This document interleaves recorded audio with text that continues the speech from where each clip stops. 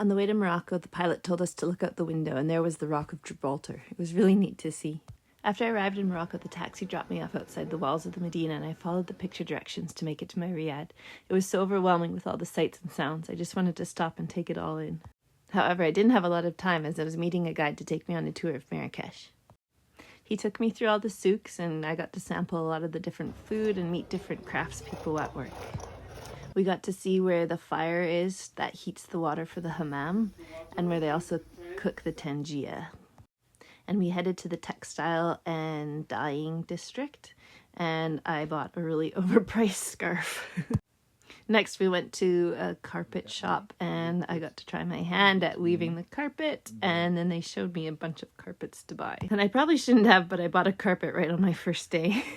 After the tour concluded, I headed home and then went back to the main square for dinner. On this rooftop restaurant, there was this most amazing sunset, and the call to prayer sounded, and it was just the most beautiful experience. And then I got to experience my first of many tagines. It was delicious.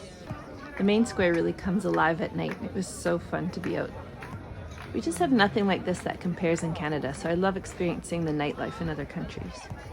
The real test for me began as I tried to make my way back. I had to remember which way to go.